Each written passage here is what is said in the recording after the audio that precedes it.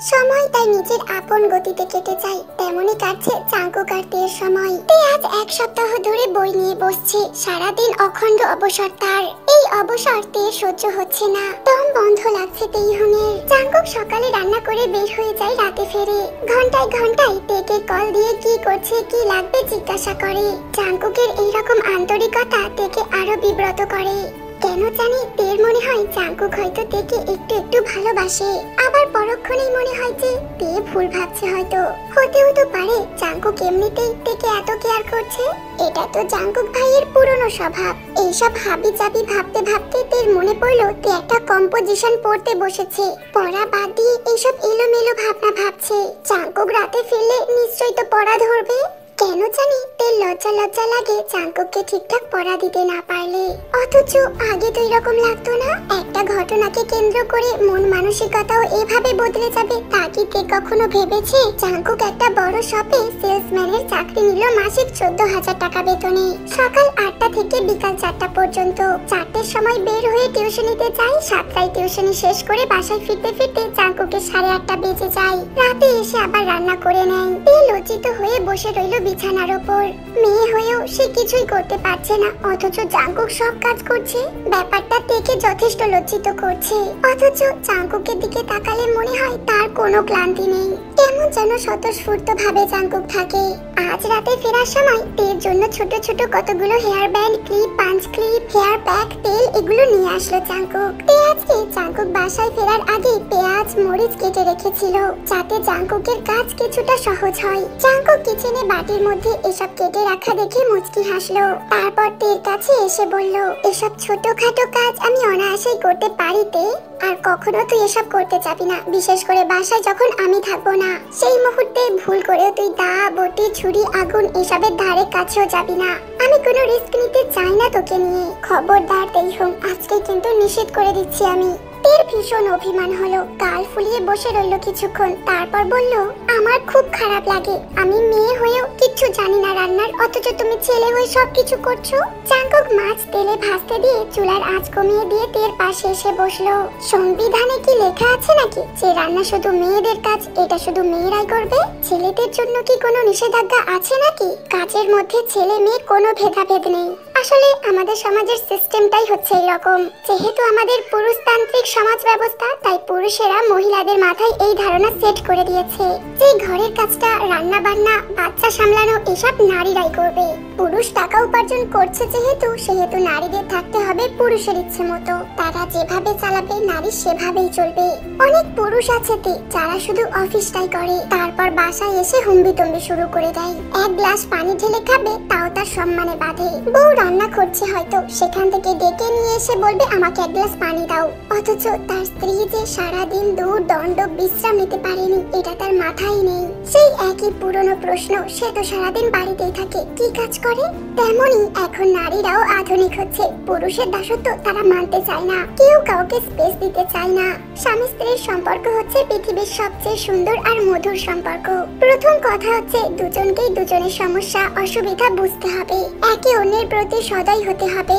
সে আমার স্ত্রী বা স্বামী, শুধু এটা না ভেবে যদি আমরা ভাবতে পারবো সে আমার অর্ধাঙ্গিনী, আমরা দুই দেহ এক প্রাণ, তার ব্যথা মানে আমার ব্যথা, তার কষ্ট আমারও কষ্ট, সেদিন আর দাম্পত্য জীবনে অশান্তি আসবে না। তাকে অন্য আলাদা কেউ না ভেবে নিজের দেহের অংশ ভাবতে হবে। এই যে এখন তুই আমার দেহের একটা অবিচ্ছেদ্য অংশ, তোকে একা বাসায় রেখে যাই আমি, মনটা এখানেই পড়ে থাকে। তুই এখনো অনেক ছোট, সংসার সামলানোর মতো বয়স বা জ্ঞান কোনোটিই তোর হয়নি। একা বাসায় কাজ করতে গিয়ে যদি কোনো সমস্যা হয় তবে কে দেখবে তোকে বলতো? তোকে এখন এসব কাজ নিয়ে ভাবতে হবে না। একান্তই যদি কাজ করতে ইচ্ছা করে তবে সেটা শুধু শুক্রবারে, আমি যখন বাসায় থাকবো। এখন তোর কাজ হচ্ছে পড়াশোনা করা, নয়তো আমি নিজের কাছে নিজেই ছোট হয়ে যাবো। তুই যদি ভালো রেজাল্ট করতে না পারিস নিজেকে ব্যর্থ মনে হবে আমার। তে চুপ করে রইল। জাঙ্কুক দৌড়ে গেল রান্নাঘরের দিকে মাছ পুড়ে যাবে বলে। জাঙ্কুক চলে যেতেই তে মুচকি হাসলো। বিবাহ নামক বন্ধনটির এত শক্তি তাতে আগে জানতো না। জাঙ্কুকের মতো মানুষকেও কেমন আবেগী করে দেয়। যাকে বিয়ের আগে তে লৌহ মানব ভাবতো, তার একটা কোমল মন আছে, ভাবলেই চমকে ওঠে তে। সারা শরীর মন জুড়ে এক ভালো লাগার আবেশ কাজ করে। তে নিজের পড়া শেষ করে রাখলো। জাঙ্কুক মাছ ভাত ডাল রান্না করে সব প্লেটে বাটিতে করে বেড়ে নিয়ে এলো। দুজন মিলে খাওয়া শেষ করে জাঙ্কুক তের পড়া ধরলো। তের পড়ায় উন্নতি হচ্ছে বুঝতে পেরে জাঙ্কুকের ভীষণ ভালো লাগলো। পড়া শেষ হতেই জাঙ্কুক তেল নিয়ে তের চুল বেঁধে দিল, বেনি করে দিল দুটো। তের তখন ভীষণ বড় চাচি ও মেজো চাচির কথা মনে পড়লো। ঢাকায় আসার পর তে একদিনও চুলে চিরুনি লাগায়নি। আগে থেকেই অভ্যাস না থাকায় চুল বাঁধার ব্যাপার, চুলে তেল দেওয়ার ব্যাপারে তের বিরক্ত লাগে। রাতে শুতে গিয়ে জাঙ্কুকের মনে হলো বাসায় একটা ফ্রিজ লাগবে, তের জন্য একটা পড়ার টেবিল লাগবে, একটা ড্রেসিং টেবিল লাগবে, একটা ওয়ার্ড্রব লাগবে। 22,000 টাকা মাসিক ইনকাম যেখানে, সেখানে নিজেদের সংসার খরচ বাসা ভাড়া মিলিয়ে হয়ে যাবে কোনো মতে। কিন্তু বাকিটা কিভাবে করবে জাঙ্কুক? তের নিশ্চয়ই ভীষণ অসুবিধা হয়। একটা ফ্রিজ হলে গরম লাগলে তে ঠান্ডা পানি খেতে পারতো, মাছ মাংস ফ্রিজে রাখতে পারতো। এখন যা আনা হয় তা রাখার জায়গা নেই, চুলায় জাল করেই রাখতে হয়। তের জামা কাপড় সবকিছু তার শপিং ব্যাগে গুছিয়ে রাখে। তে কিছুক্ষণ চুপ করে শুয়ে থেকে জাঙ্কুককে বলল, আচ্ছা জাঙ্কুক ভাই, তুমি দুটো প্যান্ট কিনছো না কেন? প্রতিদিন একই জিন্স প্যান্ট পরেই তো বের হয়ে যাও। জাঙ্কুক হাসলো। প্রতিদিন প্যান্ট পরতে গেলে জাঙ্কুকের নিজেরও মনে হয় আরেকটা প্যান্ট দরকার, কিন্তু তারপর আর কেনা হয়ে ওঠে না। নানা দিক ভেবে নিজের জন্য কিছু কিনতে খারাপ লাগে, মনে হয় অযথায় টাকা নষ্ট। তে কড়া গলায় বলল, কাল যদি নতুন প্যান্ট ছাড়া বাসায় ফেরো তবে মনে রাখবে আমি এই প্যান্ট কেটে কিন্তু কুচি কুচি করে দেব। তারপর আর কি, লুঙ্গি পরেই বের হতে হবে বাইরে। জাঙ্কুকের ভীষণ ভালো লাগলো তার জন্য তের এই তৎপরতা দেখে। তে ঘুমিয়ে পড়লো খুব দ্রুত। তে ঘুমালে জাঙ্কুক তের একটা হাত টেনে নিচের বুকের উপর চেপে ধরে ফিসফিস করে বলল, কবে তোকে বলতে পারবো তুই আমার কেশবতী, আমার বোকা ফুল, আমার ভালোবাসা তুই, যাকে সব সময় সবার কাছ থেকে বিশেষ করে বকুম ভাইয়ের হাত থেকে রক্ষা করতে চেয়েছি। কেউ জানে না, শুধু আমি জানি তোকে কত যত্নে বকুম ভাইয়ের নাগাল থেকে দূরে সরিয়ে রেখেছি। শুধুমাত্র বকুম ভাইয়ের কুনজর তোর ওপর পড়বে বলে হল বন্ধ না হওয়া সত্ত্বেও আমি বাড়িতে ছুটে গেছি। বকুম ভাই যেদিন দেশে এসেছে তারপরে তিনি, আমি তো জানি বকুম ভাইয়ের যে গাছেরও খাবার ও তলারও কুড়াবার স্বভাব, সে তো স্কুল লাইফ থেকেই এইরকমই ছিল। তোর মনে আছে তে, আমি কিন্তু বাড়ি ছেড়েছি বকুম ভাই বিদেশ যাবার 2 দিন পর। তা না হলে আমিও বাড়িতেই থাকতাম, জাতীয় বিশ্ববিদ্যালয়ে পড়াশোনা চালিয়ে যেতাম, যাতে করে তোকে চোখে চোখে রাখতে পারি। তুই শুধু আমার তে। ঘাপটি মেরে ঘুমের ভান করে শুয়ে থেকে তে সবটা শুনলো। তারপর সবটা শুনতেই তের সারা শরীরটা যেন কেঁপে উঠলো কেমন করে। তার মানে জাঙ্কুক ভাই তাকে ভালোবাসতো। সেই ছোটবেলা থেকে জাঙ্কুক ভাই তাকে ভালোবাসে, অথচ তে বুঝতেও পারেনি। আর জাঙ্কুক ভাই সে নিজেও খুব সুন্দর করে লুকিয়ে গেছে এই ব্যাপারটা তের থেকে। তের কেমন উসখুস লাগতে লাগলো। নিজের 2 কানকে অবিশ্বাস হলো কিছু সময়ের জন্য। হয়তো সে ভুল শুনেছে সব। জাঙ্কুক টের পেল তে জেগে আছে এবং সবটা শুনে এখন সে স্থির থাকতে পারছে না। জাঙ্কুকের কিছুটা লজ্জা লাগলো, তারপর নিজেকে সামলে নিয়ে মৃদু সুরে বলল, তেই হুঁ। বোকার মতো তে বলল, হ্যাঁ। তারপর হ্যাঁ বলেই তে বুঝতে পারলো সে ভুল করে ফেলেছে। জাঙ্কুক এখন জেনে গেছে তে যে জেগে আছে। আমি তোকে ভীষণ ভালোবাসি তে, আমার জীবনের প্রথম এবং শেষ ভালোবাসা তুই। কত কষ্টে নিজের ভালোবাসা, ভালো লাগা, আবেগ সবটা আমি লুকিয়ে রেখেছি তোর কাছ থেকে। আমার ভীষণ কষ্ট হতো লুকিয়ে রাখতে, তবু উপায় যে ছিল না। তুই কোনোভাবে আমাকে প্রত্যাখ্যান করে দিস যদি, এই ভয় কখনো তোকে বুঝতে দিইনি। বুকের ভেতর ভালোবাসার এক ঘূর্ণিঝড় আমি সযত্নে চাপা দিয়ে রেখেছি। তে কথা বলতে পারলো না, সব কেমন অবিশ্বাস্য লাগছে তার। জাঙ্কুকও তের হাত ছাড়লো না। দুজন ঘুমিয়ে গেল।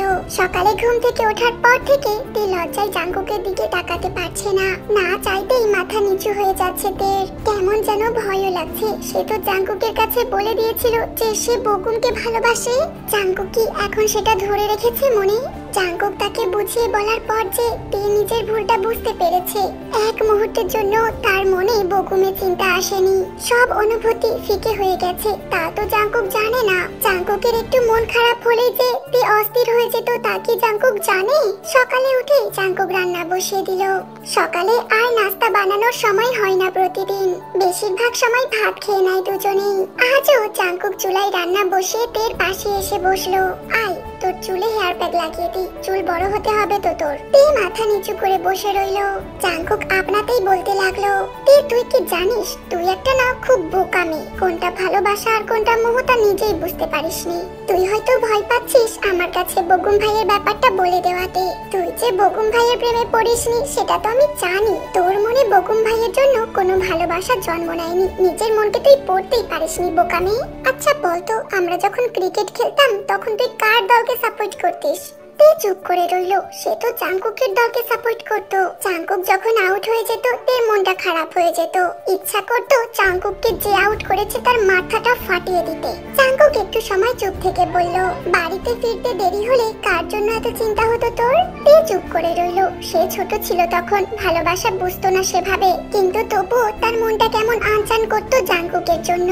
জাংকুকের কিছু হলেই তের মনে হতো জাংকুক না জানি কত কষ্ট পাচ্ছে। সেদিনও তো জাংকুক রাগ করে বাড়ি থেকে বের হয়ে যাওয়ার পর তের মনে হয়েছে তার নিঃশ্বাস বন্ধ হয়ে যাবে জাংকুককে না দেখলে। জাংকুক রাবার দিয়ে চুল বেঁধে দিয়ে বলল, ভালোবাসা আর ভালো লাগা ব্যাপারটা তুই বুঝে উঠতে পারিসনি বলেই তো বুঝতে পারিসনি তুই কাকে ভালোবাসিস। তবে তুই না বুঝলেও আমি ঠিকই বুঝেছি, আমাকে তুই ভীষণ ভালোবাসিস। চুলে শ্যাম্পু করে নিস, একটু পরে গোসল করে আমি খাবার নিয়ে আসছি। জাংকুক চলে গেল রান্নাঘরে। লজ্জায় পাকা টমেটোর মতো লাল হয়ে গেল তের সমস্ত মুখমণ্ডল। জাংকুকের সব কথাই ঠিক, তে বোকা বলেই নিজের ভালোবাসা কার জন্য তা বুঝতে পারেনি। খাওয়ার পর জাংকুক তাড়াতাড়ি রেডি হয়ে বের হয়ে গেল। বারান্দায় দাঁড়িয়ে তে দেখতে লাগলো হন্তদন্ত হয়ে জাংকুক বের হয়ে যাচ্ছে বাসা থেকে। নিচে গিয়ে জাংকুক উপরের দিকে তাকালো। তে লজ্জা পেয়ে গেল। আজ প্রতিদিনই তো এভাবে তে দাঁড়ায়, জাংকুকও তাকাই, তবে আজ কেন এমন লাগছে? জাংকুক মুচকি হেসে চলে গেল। তে সারা শরীর যেন অবশ হয়ে গেল জাংকুকের এই তাকানোতে আর মুচকি হাসিতে। তে বুঝতে পারছে না আজ কেন তার এরকম লাগছে। ভালোবাসা কি তবে এইরকমই হয়?